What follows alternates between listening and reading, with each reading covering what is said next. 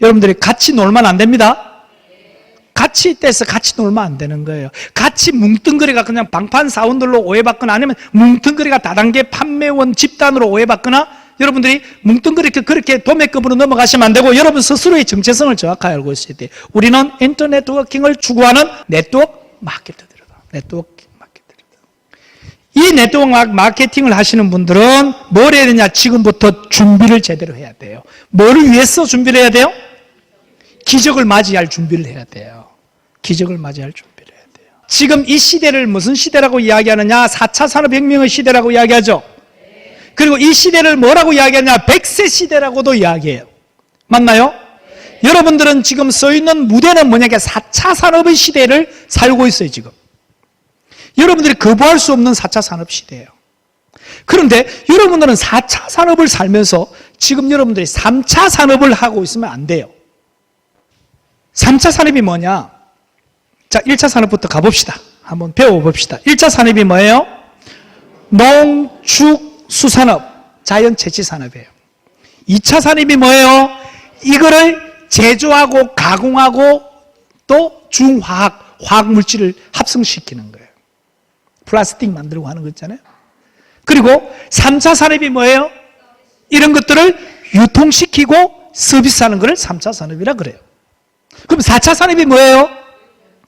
IT 산업을 4차 산업이라 그래요. IT라는 말은 Intelligent Technology 약자예요. 그리고 Information Technology의 약자예요. 지식 정보 산업을 IT 산업이라 그래요. 그 지식 정보 산업 중에 반도체도 들어가 있고 네이버도 들어가 있고 카카오도 들어가 있고 구글도 들어가 있고 스마트폰 어플리케이션도 들어가 있고 이런 것들이 전부 다 IT 산업이에요. 4차 산업. 여러분들은 그러면 몇 차 산업을 지금 하고 있느냐? 여러분들은 3차 산업에 종사를 하려고 그러면 3차 산업의 아까 뭐랬습니까? 유통과 서비스를 했죠. 그럼 유통을 하려면 기존의 3차 산업의 유통은요, 점포가 있어야 돼요. 기존의 3차 산업은. 슈퍼라든 마트라든 백화점이라든 점포가 있어야 되는 거 맞잖아요. 그리고 뭐가 있어야 돼요? 자본이 있어야 돼요. 초기 자본 점포를 구성할 수 있는 보증금과 그걸 인테리어하는 인테리어 비용, 그리고 초도 물량을 구매할 수 있는 초도 물량, 그리고 이 사람을 고용할 수 있는 인건비가 있어야 돼요. 그 다음에 세 번째 뭐가 있어야 돼요? 노하우가 경력이 있어야 돼요. 경력 없는 자가 무경력자가 거기에 뛰어들었다가는 완전히 부도나는 것은 십상이에요. 그래서 퇴직금 털어넣어가지고 부도나는 사람들이 대부분 경험이 없어서 그래요. 이게 3차 산업의 유통이라면 4차 산업의 유통은 무슨 유통이다? IT 유통이다. IT 유통이 뭐라 했어요? 지식 정보 기반 유통이다. 그럼 도대체 여러분들은 지식 정보 기반 유통이라니까 지식 정보 기반 유통이 뭡니까? 뭐예요? 모르죠? 자, 그래서 지금부터 이야기해 드릴게요. 지식 정보 기반. 자, 지식 정보 기반의 IT 산업의 속성은 4차 산업인 IT 산업의 속성은 세 가지를 가지고 있어요. 세 가지. 자, 세 가지가 뭐냐? 첫째가 접속. 다른 말로 연결. 첫째가 뭐라고요? 접속. 다른 말로 뭐라고요? 연결. 두 번째가 플랫폼. 두 번째가 뭐라고요? 플랫폼의 핵심은 데이터. 다시 두 번째가 뭐라고요? 플랫폼. 플랫폼의 핵심은 뭐라고요? 데이터. 세 번째가 스피드, 속도. 세 번째가 뭐라고요? 속도. 이 세 가지가요 4차 산업의 생명줄이에요. 이 세 가지를 만약에 조합해 낸다면 그 산업은요 무조건 성공이에요. 4차 산업혁명에서 주도권을 잡을 수 있어요. 자, 제 책 중에, 제 저서 중에 마이크로 트렌드라는 저서가 있잖아요. 그 마이크로 트렌드의 저서의 목차를 딱 보면 제가 목차 중에 한 항목에 뭐가 있냐니까 접속의 경제라고 해놓은 걸 있습니다. 보셨습니까? 접속의 경제라고 내가 해놨어요. 그게 무슨 말이냐? 접속의 경제라는 말이 무슨 말이냐?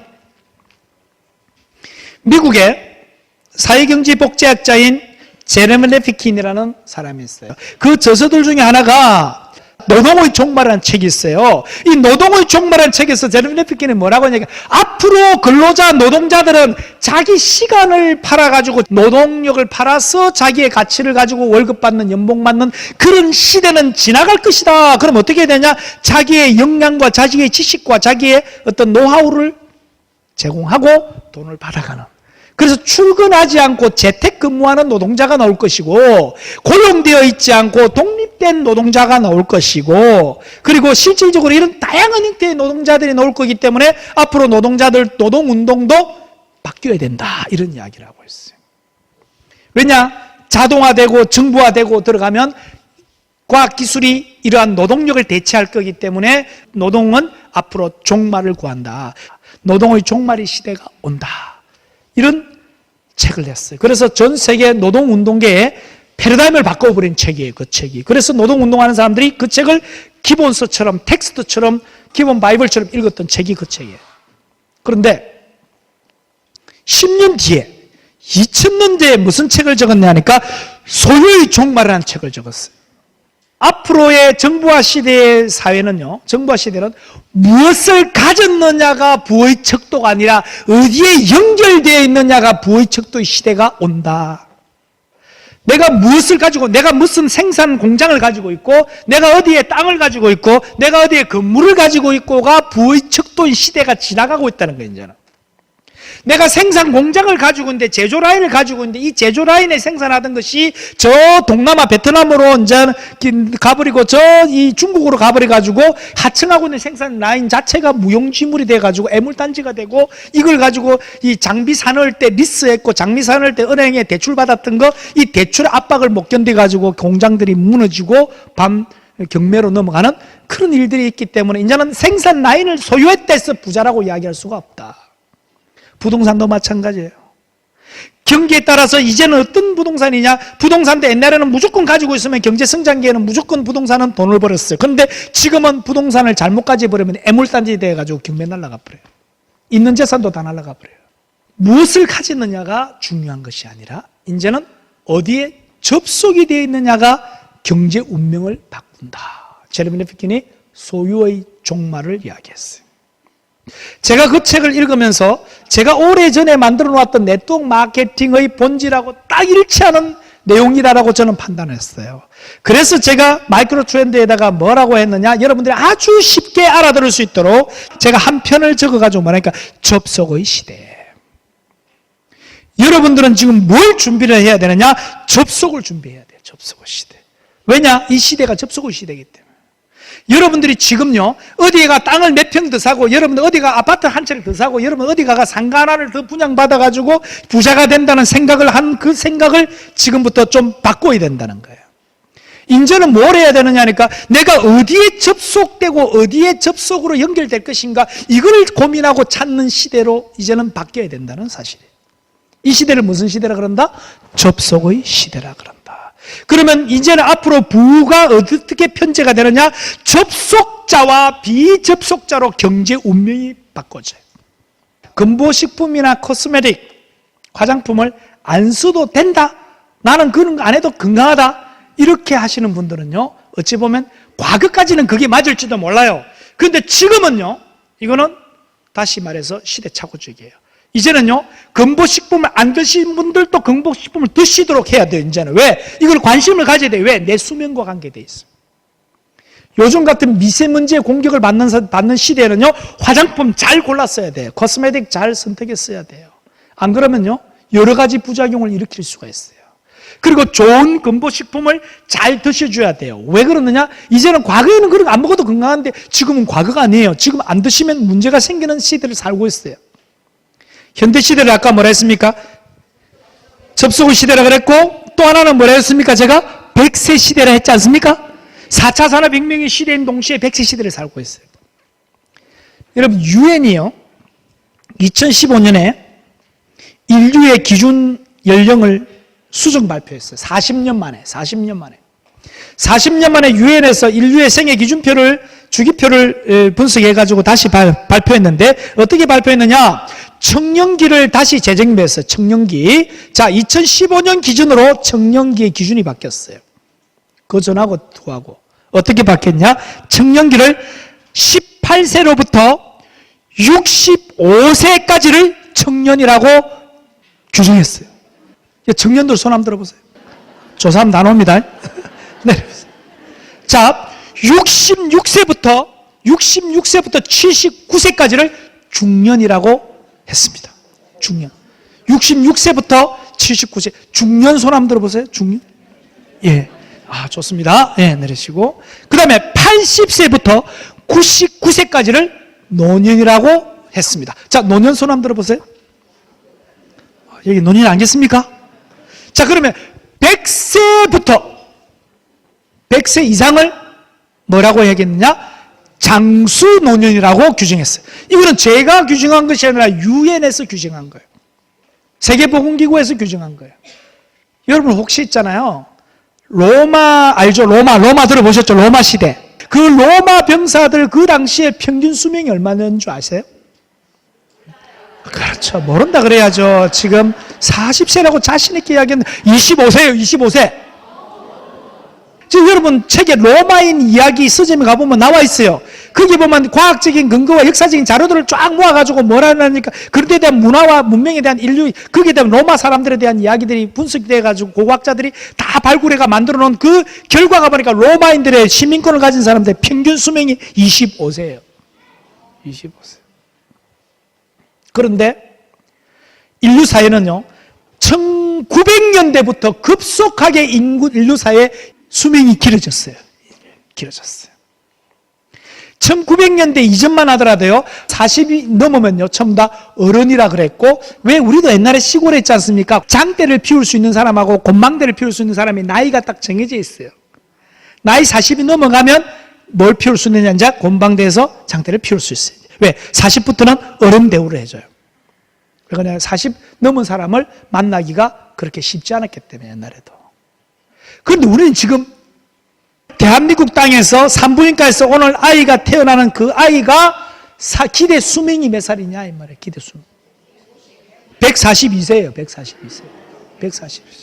오늘 산부인과에서 태어나는 우리 손자가, 우리 아이들이, 우리 젊은 친구들이 애를 낳으면 그 애가 기대 수명이 142세예요. 지금 교통사고 안 나고 특별한 암에 걸리지 않고 특별한 문제가 없다면 걔는 감기 걸리면 감기 약 먹고, 열오면 열내리는 약 먹고, 어디 아프면 아픈 거 치료받고, 운동하다 부딪히면 째지면 외과 수술 받고, 이래가지고 살면 걔는 142세까지는 아무 이상 없이 살아요. 그게 기대 수명이에요. 그런데 이런 미세먼지 마시고 이런 상황에서 그 애가 142세까지 건강하게 살 수 있느냐? 기대 수명은 142세인데 건강 수명이 지금은 81세로 와 있어요. 78세. 그럼 얘들한테 어떻게 해야 돼요? 걔들한테 건강보조식품을 줘야 돼요. 이게 건강보조식품 시장이 얼마나 커지느냐니까, 여러분 여기 어르신들도 계신데요, 팔순잔치, 생일잔치까지 잘하고 팔순잔치에 80 잔치하시고 화장실 가다가 탁 쓰러지시는데 그때부터 못 일어나셔가지고 100살까지 그대로 누워가 20년을 등에 욕창 걸려가면서 그렇게 누가 누군지 못 알아보고 그래 산다면 그건 축복입니까? 재앙입니까?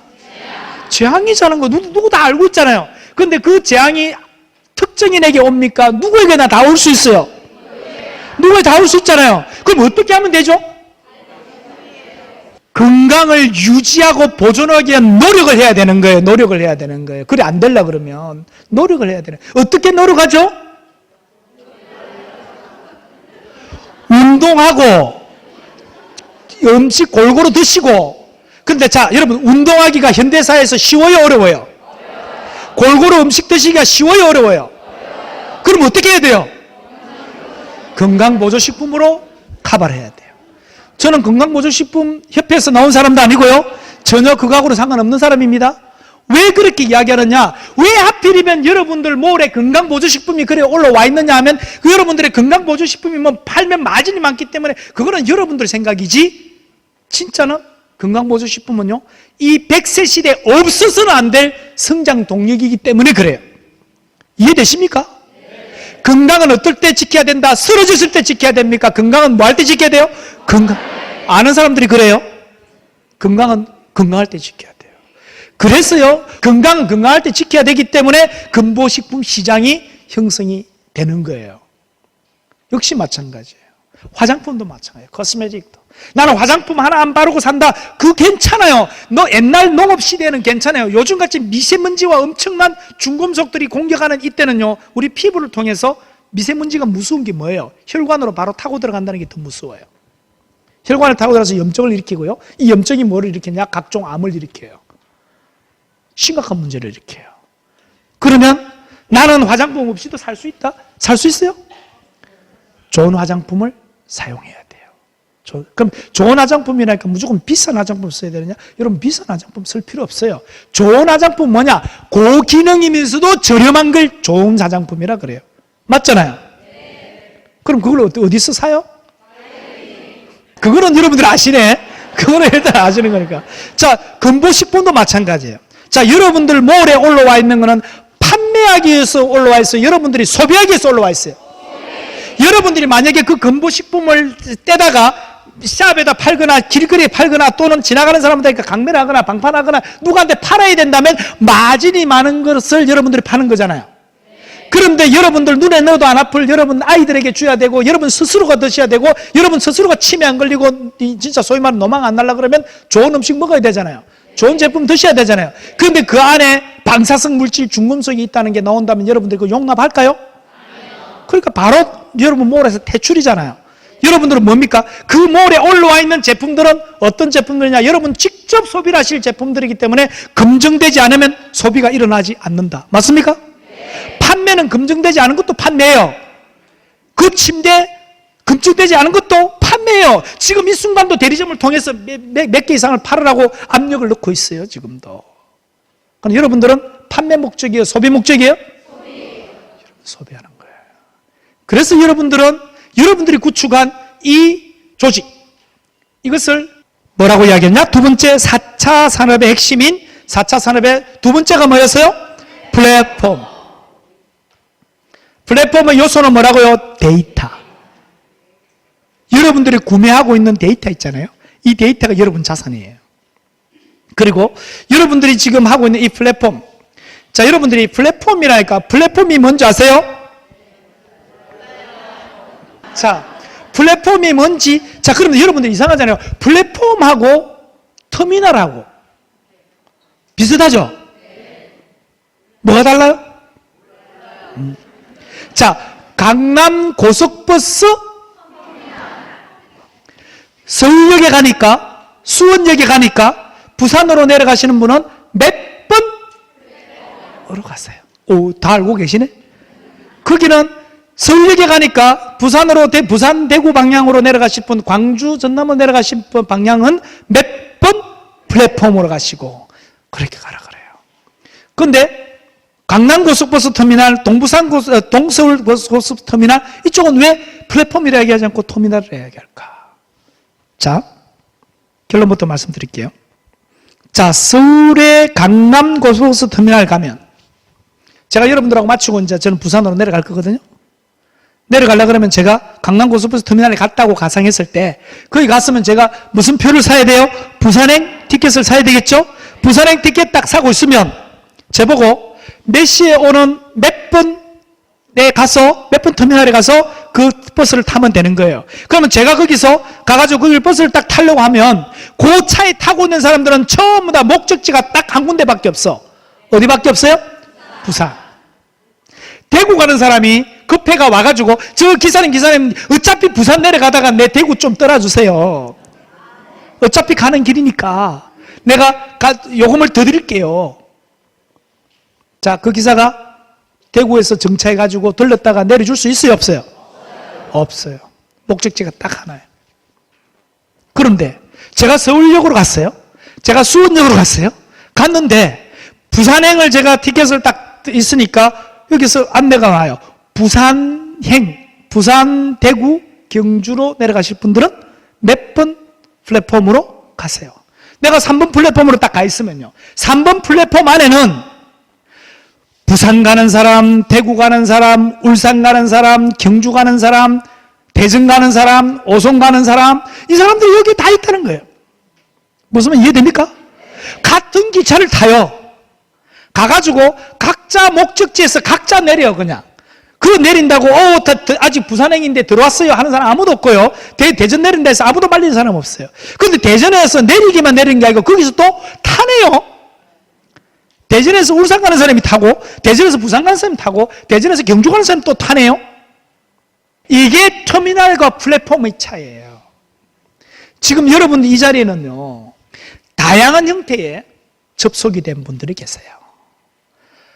이 회사가 제공하는 제품력이 워낙 좋았어. 왜냐? 이 회사는 팔기 위한 목적이 아니라 회원 소비를 위한 목적으로 여기에 선정이 되어 있어요. 아까 그랬잖아요. 여기에 라돈이 들어가고 뭐가 들어가면 파는 사람들은요, 이윤이 많이 남는 걸 팔아요. 이해되십니까? 예를 들면 여기에 빨간 펜이 하나 있고 여기에다가 파란 펜이 두 가지가 있는데 요거는 전염물질 과즙에서 넣은 빨간 펜이고 요거는 비닐 페놀 1급 발암물질이 들어가 있는 페놀이에요. 그런데 공산품 관리법에 의하면 이 둘 다 판매는 될 수 있는 거 돼 있어요. 대신 경고문구 빨지 마세요 돼 있어요. 먹지 마세요. 그리고 두 개예요. 그런데 여러분들이 한번 보세요. 여러분 아이가 뭐라고 얘기해요? 엄마 지금 내일 준비물에 펜을 사오래 학교에서. 그럼 여러분들이 펜을 산다 칩시다. 자 그러면 천연가즙 펜은 이거는 3,000원이고 요거는 500원이야. 500원짜리 사줘요? 3,000원짜리 사줘요? 선택할 이유도 없잖아요. 근데 이제 여러분들 이제 소매상이 도매점에 갔어요. 도매점에 가보니까 요쪽도 소매가 3,000원 돼 있고 요것도 소매가 3,000원 돼 있어요. 그런데 요거는 납품가 500원이고 요거는 납품가가 2,500원이야. 어느 거 여러분들이 받아가요? 인격이 보입니다. 왜냐? 장사하시는 분에게 너무 많은 것을 요구하면 안 돼요. 장사하시는 분의 목적은 뭐예요? 이윤 추구예요. 그분이 뭐 사회봉사 이런 거하고는 달라요. 왜냐니까 임대료 내야 되고 전열비 전기요금 내야 되고 수도요금 내야 되고 직원들 월급 줘야 되고 그분들은요 사업성이 중요해요. 그러면 좀 끓이긴 하기는 하지만 그래도 합법적이고 문제 없잖아요. 이걸 팔더라도. 근데 이거는 하나 팔면 2,500원 남고 이거는 500원 남아요. 그러면 뭘 더 권할까요? 오면 2,500원 남는 거네요. 그럼 여러분 자녀에게는 어떤 거? 여러분들은 이걸 주는 거예요. 지금 여러분들 몰이 일반 몰하고 차이점이 바로 뭐냐? 일반 몰의 목적은 판매 목적으로 구성한 몰 맞아요? 거기는 가장 중요시하는 게 마진을 중요시해요. 그럼 여러분 몰은 뭐예요? 여러분 우리 스스로가 접속해서 회원 소비를 하는 게 목적 맞아요? 그럼 여러분들의 몰은 뭐를 목적으로 하냐? 여러분들을 위한 몰이에요. 그 속에서 이 제품 철학이 구성이 되고 제품 철학이 담겨야 되는 거예요. 그럼 여러분들은 플랫폼에 접속이 되는 분들이에요. 여러분들의 구매의 데이터들이 나중에 뭐가 되느냐? 이게 이제 여러분들이 어떤 분은 화장품 구매하러 오셨다가 건보식품으로 가고 어떤 분은 건보식품 구매하러 왔다가 가전으로 가고 어떤 분은 가전을 구매하러 왔다가 이 건보식품과 코스메틱으로 가고 이게 이 안에서 여러분들이 구축하는 하나의 새로운 신유통의 접속의 경제다. 이거를 다른 말로 또 연결 경제라고 해요. 이 연결이 늘어나면 늘어날수록 여러분도 모르는 사이에 뭐가 있나 로얄티가 막 늘어나요. 여러분들은 여기에서 판매 수단이 주된 목적이 아니라 여러분들은 연결에 의한 접속에 의한 경제 로얄티를 여러분들은 가져가시는 분들이다. 여러분들은 첫째 연결 경제인 접속의 경제를 하시는 분들이고 이해되십니까 이제? 그리고 여러분들은 플랫폼 경제를 하시는 분들이에요. 여러분들은 플랫폼이에요. 여러분들 서로를 다 연결해가 여러분들이 거대한 하나의 가상 플랫폼을 형성하고 있어요. 그리고 세 번째 여러분들이 가져가는 것이 세 번째가 뭐랬습니까? 스피드, 속도예요. 4차 산업시대는요 규모가 큰 경제주체가 규모가 조그마한 경제주체를 확 덮쳐가지고 잡아먹는 시대가 아니에요. 4차 산업시대는요 빠른 기업이 느린 기업을 잡아먹는 시대예요. 누가 누굴 잡아먹는다고요? 여러분들이 아무리 좋은 연결을 확장을 시키고 접속을 확산시키고 아무리 좋은 플랫폼을 구축했다 하더라도 여러분 속도가 느리다면 여러분들은 이 시장을 평정하는데 어려움을 겪어요. 그러나 여러분 속도를 낸다면 여러분들은 이 시장을 빠른 속도로 접속을 확산해버려요. 이 시장을 여러분들이 습관할 수도 있어요. 표준할 수도 있어요. 여러분과 같이 이런 시스템을 갖추고 여러분과 같이 이런 정서를 갖추고 이런 문화를 갖춰가 나갈 수 있는 그런 회사가 많지 않기 때문에 그래요. 많지 않기 때문에. 여러분들 DNA는 일반 오리들 DNA들하고는 다르다고요. 여러분 DNA를 저는 뭐라고 본다고요? 백조 DNA로 본다. 자, 정리를 다시 합니다. 지금 여러분들은 3차 산업의 유통종사자가 아니란 말이에요. 그럼 3차 산업의 유통종사자가 아니고 4차 산업의 유통종사자인데 4차 산업의 유통은 무점포 유통, 무자본 유통, 무경험 유통이란 말이에요. 그러면 여기서 무자본, 무경험인 여러분이 어떻게 하면 이 조직을 빠른 속도로 확산시킬 수 있을까? 어떻게 하면 될까요? 네. 자, 여러분들은 5차 산업을 복합시켜야 돼요. 여기다가. 남들은 4차 산업 이야기할 때 여러분들은 몇 차 산업을 복합시켜야 된다고요? 5차. 여러분들 핵심이 여기 있는 거예요. 하이리빙 문화, 우리 그룹 문화, 이 문화가요, 다른 사람들, 다른 유통업체나 다른 주체들이 감히 따라올 수 없는 문화를 만들면 돼요. 그게, 자, 여러분들이 5차 산업이 뭐냐니까? 컨텐츠 산업과 문화 산업을 5차 산업이라고 그래요. 5차 산업. 여러분, 한평이라는 곳을 지명은 들어보셨죠? 근데 한평 하니까 뭐가 먼저 딱 떠오릅니까? 이야. 우리가, 그거 맞아요. 그거 맞아요. 그거 맞아요. 여러분, 나비가 한평에만 있습니까? 그런데 왜 한평 나비 축제죠? 왜 그렇죠? 한평이라는 데는요, 우리나라 중에서도 오지 중에 오지예요. 한평. 전라도 중에서도 조그마한 마을이에요. 거기는 뭐가 없어요. 뭐가 보여줄 것도 없고 뭘 할 것도 없고 뭐 수려한 자연경관도 없고 뭐 그런 것도 없어요. 그냥 평범한 시골 마을이에요. 근데 거기에 군수로 출마했던 사람이 기자 출신이에요. 기자 출신. 군수로 출마했던 사람이 기자 출신인데 기자 생활하면서 뭘 알았느냐? 아무것도 아닌데다가 기사 한 줄 적어버리니까 사람들이 거기를 대단한 맛집인 줄 알고 와글와글 하더라. 그런 걸 아는 사람이에요. 그래서 한평이라는 곳에다가 시골에서 우리 시골 가면 만날 수 있는 거 있잖아요. 중에서 나비를 거기다가 컨텐츠로 접목시킨 거예요. 한평에다가 아무데나 다 있는, 수원에도 나비 있잖아요. 다 있잖아요. 근데 왜 하필이면 한평이냐? 한평에다가 있는 흔하디 흔한 나비를 거기다가 컨텐츠로 입혀버린 거예요. 그러놓고 뭘 합니까? 축제를 해. 축제는 뭐예요? 문화잖아요. 문화. 나비 컨텐츠를 문화로 승화시켜버린 거예요. 그래서 한평 무슨 축제? 나비 축제. 이래가지고 내보내니까 사람들이 처음 다 나비 여 가면 못 보고 저 가면 못 봅니까? 여기 조금만 나가면 나비 다 보잖아요. 그런데 세상에 주말에 휴가 내고 이래가지고 한평까지 차를 몰고 나비 축제 가가지고 거기서 비닐하우스에다 나비 푸는 거 그거 가지고 있잖아요. 나비 잡으러 간다고 다들 일하고 있어요 지금. 그러고 거기 있지 않습니까? 그 와가지고 차가 교통이 밀려가지고 어떤 사람은 막 몇 시간 걸려가 정체대에 가니까 지쳐가지고 거기서 밥도 사 먹어야 되고 거기서 내려간 김에 1박 2일 해야 되고 올라오는 김에 길거리에 있는 농산물 이거 유기농이다. 한평 나비 축제 기념나물이다. 뭐 내가 뭐 그러니까 거기서 농산물 직판장에 있으면 농산물이 팔리고 그게 뭐냐? 한평 나비 축제 위원회에서 한평 쌀을 팔고 콩을 팔고 파니까 뭐가 되느냐? 쇼핑이 막 일어나요. 이거 뭐라고 이야기해야 돼 이거? 몇 차 산업이다? 이야. 한강 불꽃쇼, 부산 불꽃축제, 그리고 무슨 국제영화제, 부산 국제영화제, 서울 무슨 애니메이션 영화제, 무슨 연극제. 이 전부 다 몇 차 산업이라고요? 5차 산업. 여러분들은 4차 산업까지만 가서 끝이나가 될 게 아니라 생활이 곧 비즈니스가 되고 소비가 곧 소득이 되는 여러분들은 소위 말하는 인터넷 네트워킹의 휴먼 마케팅에 여러분들은 뭐가 되느냐? 컨텐츠를 제공하는 사람들이 돼야 되는 거예요. 여러분 컨텐츠 전문가들이 돼야 되는 거예요.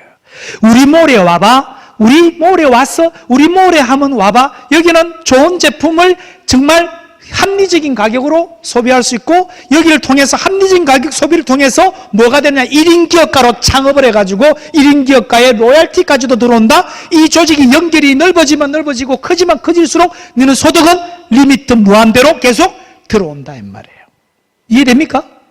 이거는 마케팅을 뛰어넘어서 5차 산업의 하나의 컨텐츠란 말이에요. 컨텐츠가 뭐로 되느냐? 이제는 새로운 소비 문화, 새로운 창업 문화를 여러분들이 제공해 주는 거예요. 새로운 1인 기업가로 창업을 할 수 있는 기회를 여러분들이 만들어준다. 여러분들은 몇 차 산업에 여러분들이 종사자가 돼야 된다고요? 5차 산업의 종사자. 여러분들 세일즈 하면 안 돼요. 우리 여기에 무슨 제품이 좋고 이 제품을, 물론 그렇게 잘하시는 분은 그렇게 잘하시면 돼요. 그것도 하나의 아주 그분의 탁월한 능력이니까 해도 되지만, 나는 제대로 말도 못하고 나는 남한테 이런 이야기 하는 거 싫어해, 쭈삣쭈삣해, 그럴 때서 여러분들 이 비즈니스를 포기하면 여러분들 어리석어요. 이 비즈니스는요, 말 못해도 돼요. 여러분들 설명 못해도 돼요. 여러분들이 뭐만 하면 되느냐? 내가 여기서 이런 거를 먹어보니까 이렇게 좋고 내가 이렇게 해보니까 내 통장에 돈도 들어오더라. 그런데 이거 정년퇴직 없다? 계속 소비한다? 근데 소비가 곧 뭐가 되더라? 소득이 되더라? 그 사실만 여러분들이 이야기하면 돼요. 이런 컨텐츠만 여러분들이 소개하면 돼요. 소개하는 것을 뭐라고 이야기하냐? 이런 소개를 위해서 새로운 사람들이 들어오고, 소개를 위해서 매출이 일어나고, 소개를 위해서 구매가 일어나고, 소비를 위해서 소비가 일어나면 이 소비되는 전체 볼륨을 전부 다 잡아서 여러분들에게 로얄티로 나누어주는 거예요. 마케팅 나눠준다. 이 비즈니스가 기존에 해왔던 그 어떠한 유통의 비즈니스하고는 차원이 전혀 다른 비즈니스다. 이해되십니까? 이 비즈니스를 지금 많은 대기업들이 진행하기 위해서 많은 노력들을 하더라도 이 비즈니스는 하루아침에 이루어지는 게 아닌 거예요. 뭐가 있어야 되냐? 내공이 있어야 돼. 내공이 있어요. 대한민국에서 이 비즈니스를 준비하기 위해서 첫 출발부터 시작해서 이 내공이 이미 성년 이상이 되어 있는, 여러분들은 내공은 지금 22년 내공이잖아요. 몰라요? 20년 이상 된 내공이에요. 제가 여러분 회사를 여러 가지 논문이나 제가 법제위원으로서 뭘 만들 때 상당히 여러분 회사와 여러분들에 대한 부분을 제가 애정을 가지고 쳐다봐요. 이렇게 자료를 분석해요. 자료를 분석해서 여러분들이 어떻게 활동을 하고 있는지. 왜냐하니까 저는 저한테는 아주 중요한 요소거든요. 그런데 제가 아주 안타까운 요소가 있어요. 구슬이 서말이라도 뭐야 보배다? 꿰야 보배인 거예요. 여러분들이 꿰는 게 지금 좀 약해요. 꿰는 게 너무 좀 천천히 꿰는 것 같아요. 4차 산업의 요소가 뭐라고요? 스피드, 속도예요. 여러분들은 지금 여러분들에게 필요한 것은 지금 속도예요, 속도. 여러분들이 어느 정도 속도로 이것을 추진하냐에 따라서 여러분 산업의 크기는 확 달라져 버려요. 저는 여러분들이 성공하기를 바랄까요? 적당하게 하기를 바랄까요? 크게 성공하기를 바랄까요? 왜요?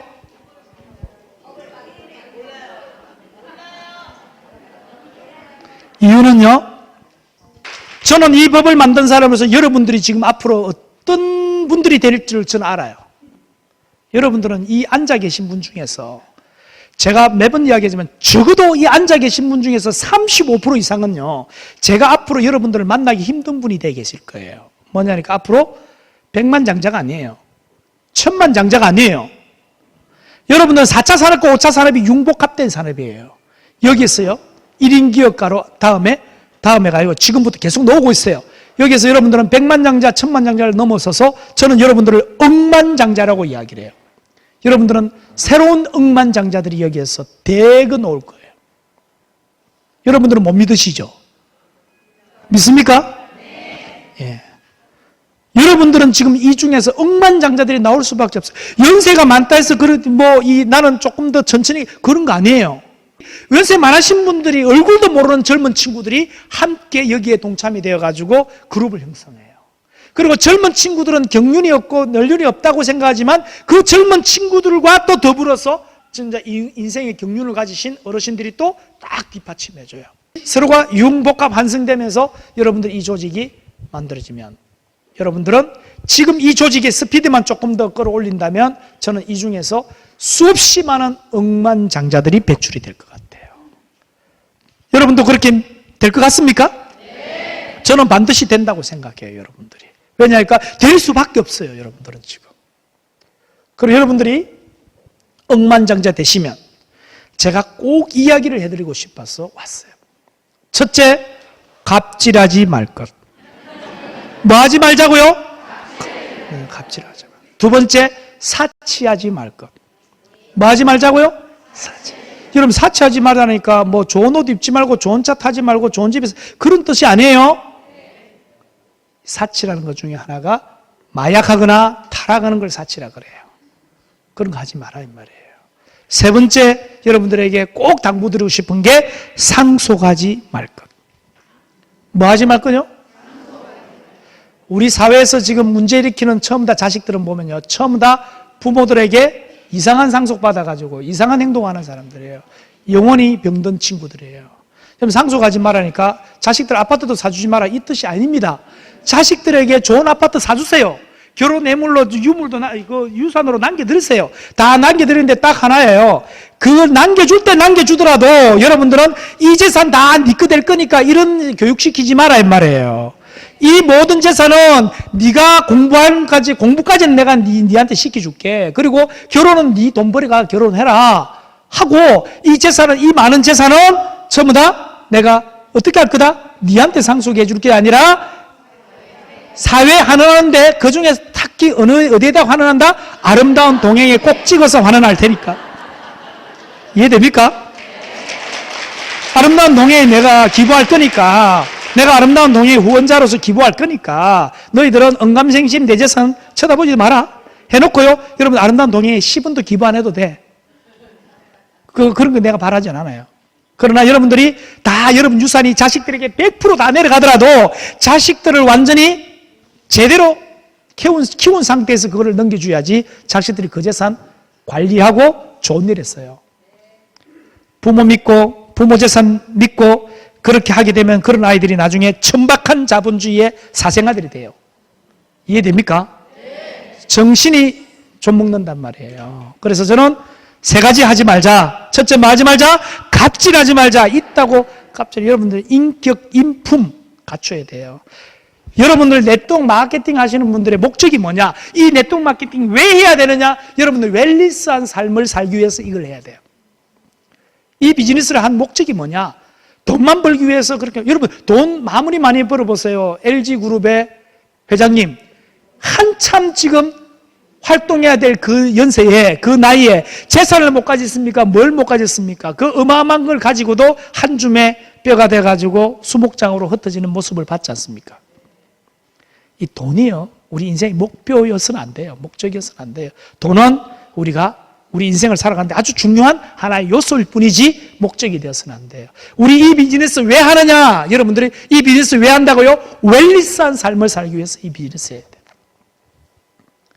자, 다시 우리가 이 비즈니스 왜 한다고요? 웰리스한 삶을 살기 위해서. 웰리스한 삶.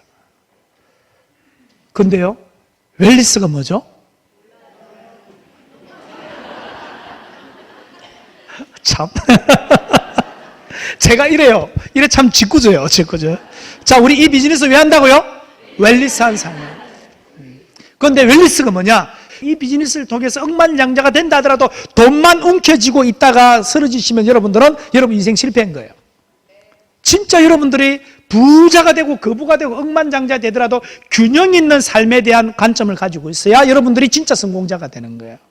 이 비즈니스에서 성공자가 될 수밖에 없어요. 여러분들이 이 비즈니스 포기하지 않고요, 여러분들이 정말 여러분들이 속도만 낸다면요, 이 비즈니스는 여러분들이 무조건 백만장자의 길이 이미 펼쳐져 있는 비즈니스가 이 비즈니스예요. 여러분들이 게을러서 못하고 있을 뿐이에요. 제가 볼 때는 너무 안타까워요, 그런 부분들이. 여러분들이 속도를 내야 된다고요. 뭘 내야 된다고요? 속도를 내야 돼요. 속도를 내야 돼요. 그런데 왜? 궁극적인 목적은 웰리스한 삶이에요. 웰리스는요, 웰빙과 해피니스 and 피트니스, 이 세 가지가 결합된 말이 웰리스예요. 웰리스는 뭐라고요? 웰빙 플러스 해피니스 플러스 피트니스, 이거예요. 자, 웰빙이 뭐예요? 웰빙은 내 태어난 세포 건강한 생명 받은 그 생명 건강 그대로 살아가는 존재, 그 존재를 웰빙이라 그래요. 그래서 우리가 웰빙이라는 말은 화공약품, 소위 말하는 자연으로 사는 거 있잖아요. 그 자연 그 자체가, 자연이 뭐예요? 스스로 자 그러하련. 이걸 성경에서는 뭐냐니까 I am who I am에서 나오는 나는 스스로 있는 자이다. 우리가 스스로 있다는 말은 뭐냐니까 자연이란 말이에요. 우리는 자연. 우리 자연 속에서 우리는 스스로 가만히 있으면요, 지금 우리가요 자연으로부터 그대로 살아간다면 암도 안 걸려요. 사실은 암도 안 걸려요. 왜? 자연은 면역을 가지고 있거든요. 그런데 우리가 어떤 이유로 면역이 무너져 버리면 암세포가 우리를 덮쳐버려요. 그리고 바이러스가 들어오고 많은 이 세균들이 공격이 들어오더라도 우리는 자연의 몸이라면 그걸 극복하도록 딱 만들어놨어. 우리 몸에는 면역체계가 돌아가도록 만들어놨어요. 그런데 그거를 우리가 스스로가 습관이나 습관병이나 또는 여러 가지 이유로 우리가 이 자연이 무너져 버린 거예요. 그래서 자연으로 회복하는 것을 뭐라고 이야기하냐? 웰빙. 그래서 자연식을 하고 이렇게 좋은 음식을 먹고 좋은 생활하고 운동 많이 하고 하는 걸 웰빙한 삶이라 그래요. 그런데 여러분, 웰빙한 삶을 산다고 해서 행복한 삶이라는 말하고는 다른 말이에요. 여러분, 나는 자연이라는 프로 한 번씩 보시죠? 그거 보니까 뭐라 나옵니까? 산중에 혼자 올라가가지고 빨가벗고 뛰어다니면서 나무 사이에 이래가지고 내가 강남에 빌딩을 가지고 있는 건설회사 사장이었는데 여기에 지금 강원도 들어와가지고 나는 말기암 사형선고 받은 사람인데 몇 개월 못 산다는데 이 강원도 들어가 벌써 7년째 살고 있다고. 나는 자연이라고 막 그럽니다. 그러면 와, 그 친구는 맨날 뽀글머리를 맨날 형님 이러면서 괜찮습니다 이래 이야기하는데, 그런데요 저녁에 되니까요 같이 밥에 먹고 이래 앉아가지고 저녁에 불안한 모닥불 켜놓고, 그런데 형님 행복하십니까? 이래 물어보니까 갑자기 눈에 눈물이 글썽글썽해. 저도 보고 싶고 애들도 보고 싶고 손자도 보고 싶고. 그거는요 웰빙이라는 말하고 해피니스나 행복이라는 말하고는 별개의 문제예요. 외롭다 이 말이에요. 보고 싶은 친구들도 보고 싶고 보고 싶은 가족들도 보고 싶은데 내 몸은 건강해지지만 웰빙하지만 나는 행복하지는 않다는 거예요. 그런데 여러분들 웰리스는 뭐라고요? 행복해야 된다. 행복해야 돼요. 행복. 여러분 행복해야 됩니다. 그럼 행복이 뭐죠? 여러분 행복이라는 단어를 처음 들어보는 거 아니잖아요. 그런데 저는요 여기에 대해서 관심이 있어서 제가 한번 찾아봤어요. 행복이라는 게 뭘까? 그런데 우리나라가요 옛날에 서양 문물이 들어오기 전에, 즉 해피니스라는 단어가 들어오기 전에 행복이라는 단어를 안 썼어요 우리가. 그럼 우리 선조들은 뭐를 썼는가? 제가 거꾸로 그걸 흥미있어가 제가 찾아봤어요. 찾아보니까 우리 선조들이 요즘 우리가 쓰는 행복이라는 단어에 다른 단어를 쓰고 있었더라고요. 그 단어가 뭐냐니까 만족. 오늘 점심 다 드셨죠? 점심이 만족스러웠으면 여러분들은 뭐합니까? 와 행복하다. 점심을 맛있게 먹어서 행복하다. 행복이잖아요. 거기서 행복을 느끼는 거예요. 자녀가 내가 생각하는 이상으로 우리가 만족하게 애가 공부도 지가 알아서 하고 뭐도 알아서 하면 우리 자녀 때문에 뭐하다? 행복하다.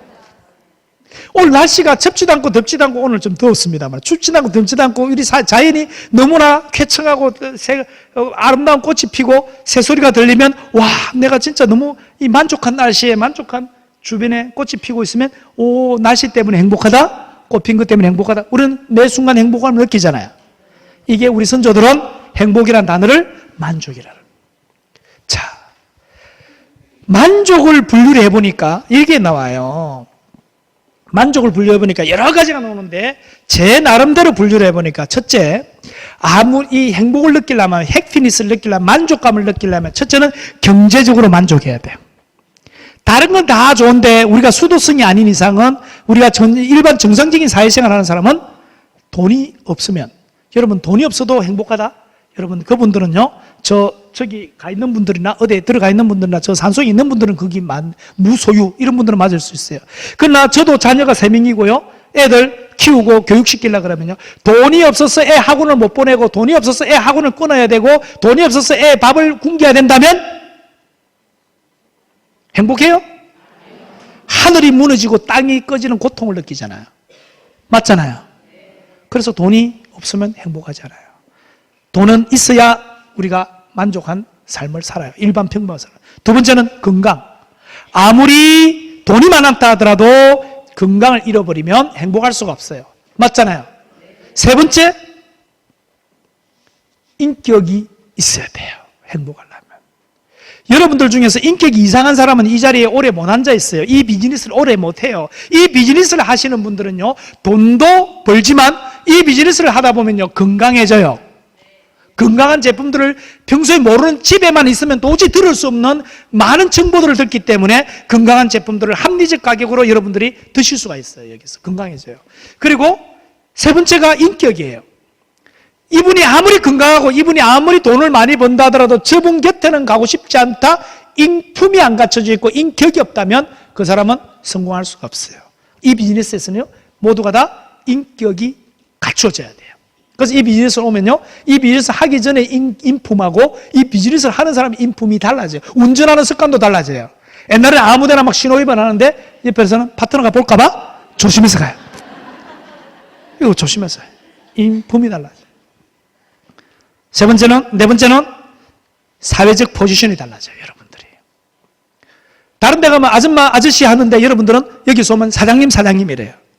그리고 사회적으로 다른 데 가면 부자가 된 사람들을 보면 저 우리 인건비 떼먹고 부자 된 놈이다. 저거 우리 완전히 뭐 떼먹었다. 우리 부도냈다. 이래가지고 손가락질 하는데 얼마나 겁이 났으면 집에 스스로 샀을 감옥을 만들어가지고 이만큼 감 샀고 그것도 모자라가지고 월급 주고 간수를 다 고용해.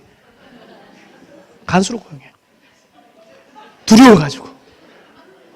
차도 막 시커멓게 칠해가지고 완전히 막 빨리 도망가고 빨리 들어와. 빨리 문 닫아야 돼. 누가 계란 던질까봐. 그거요. 행복하지 않잖아요. 맞잖아요. 그런데 여러분들은 나가면 처음 다 뭡니까? 여러분들끼리는 고맙습니다. 스폰서님 덕분입니다. 사장님 덕분입니다. 사장님 덕분입니다. 내 성공은 사장님 덕분입니다. 그렇잖아요. 여러분들은 이 비즈니스를 하면 할수록 뭐가 갖춰지냐? 소셜 포지션이 갖춰져요. 이 사회적인 포지션이 갖춰져요. 그리고 다음이 가족이에요. 가족. 이 비즈니스를 하면요, 가정이 회복이 돼요. 이 비즈니스를 하게 되면. 왜 그러냐니까 평소에 아버지가 폭군이었는데 이 비즈니스를 하더니 아버지가 용어가 달라지기 시작하고 평소에 하던 습관이 달라지기 시작하고 그렇게 하던 게 달라지기 때문에 가정이 회복이 돼요. 배우자가 그렇게 바가지만 끌던 와이프가 점점 이 비즈니스를 하더니 점점점 뭐가 되느냐? 집에 와서 말하는 이 톤이 달라지기 시작해요.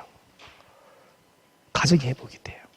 우리는 돈만 버는 것이 아니라 이 비즈니스를 통해서 균형 있는 삶을 잡아갈 수 있는 기가 막힌 비즈니스가 이 비즈니스예요.